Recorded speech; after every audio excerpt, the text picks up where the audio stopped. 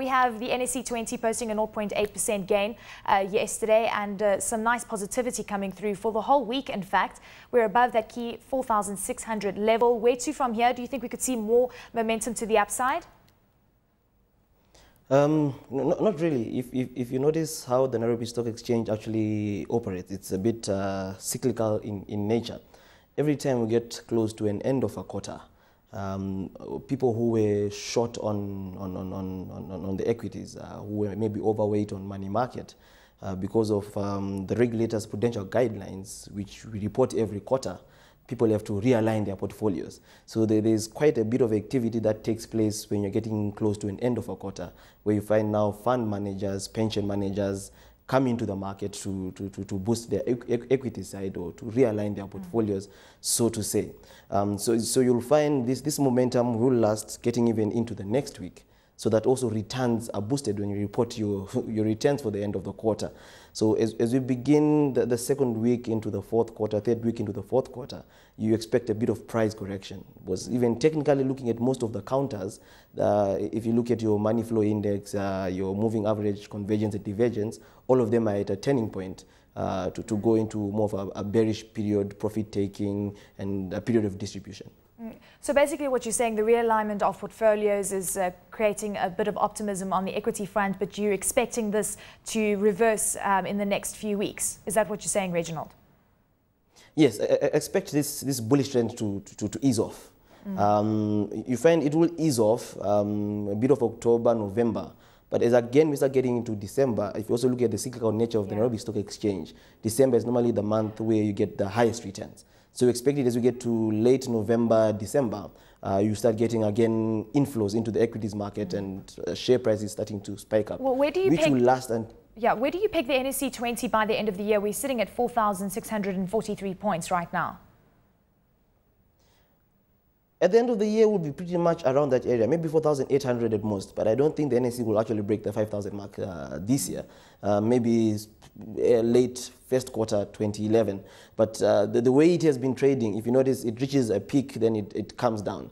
It reaches a peak, then it comes down. So we'll get into a period where we'll start trading sideways, which will keep it around the 4,600, 4,700 mark, then, or even slightly below the 4,600. But as we get into late November, December, it might actually spike up to 4,800, 4,900 before we close for the holiday season. We also saw a bit of foreign investor interest yesterday. Foreigners accounting for around 40% of the day's trade. Turnover increasing by around 20% to $5.4 million. Why do you think we're seeing foreigners starting to play a larger role this week? Do you think that it could be subdued going forward? What do you think is prompting them to get into the markets? You find there are stocks that there are certain counters that are a bit undervalued, so to say. I'll give you an example of Safaricom. Safaricom at 4 shillings 30 cents. That's a good bargain for any investor anywhere in this world. And you find most of the foreign activities actually is on the Safaricom counter. Foreign activity also increased on the EABL counter. There was a bit of foreign activity there as they closed their books. So guys got in for the dividend. So you might see that counter easing off a bit. Then yes, there was a bit of foreign activity on your usual suspects, your Equity Bank, your KCB, and your cooperative. So just basically picking up a bit of undervalued stocks which they can make money on before the close of the year. Well, it's interesting that you say Safaricom is offering some value at 4 shillings 35 cents, and it traded quite actively yesterday, but staying flat for the day.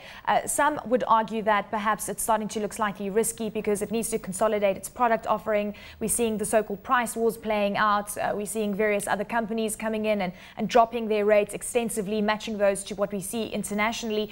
Some would say that stay away from Safaricom until we start seeing a little bit more clarity in terms of where the company is headed. Are you accumulating Safaricom at these levels? Yes, you'll see, not taking anything away from what Safaricom is facing right now, or the stiff competition. But the issue is that they still have 80% of the market. They still can reduce their rates and sustain their business for some time. And the price drop was basically a bit of a panic. 4 shillings 30 does not reflect the fundamentals of the company in terms of revenue projections and every other thing that goes with the business. If you find in the data market, Safaricom actually offers one of the best products and a bit more innovative and aggressive. And that aggressive nature or aggressive marketing nature of Safaricom always keeps them an edge ahead. I'll give you an example of you find Zain might come up with a product, South Africa comes up with the same product before, but because of aggressiveness, their product seems like it's performing better. So I personally believe 4 shillings 30 cents is the best time to get into Safaricom. You have a 20–30% upside potential. You profit take. You trade on it again and again in the same fashion. Let's touch on Equity Bank. This stock up 1.9% yesterday, and it's up more than 80% for the year to date. One of the best performers on the NSE, and also keeping in mind that it's actually outperformed the NSE quite extensively as well, because the NSE is up around, let's say, around 40% for the year. So your view on this, do you think it's fully priced at these levels? Do you think there's more room to move to the upside?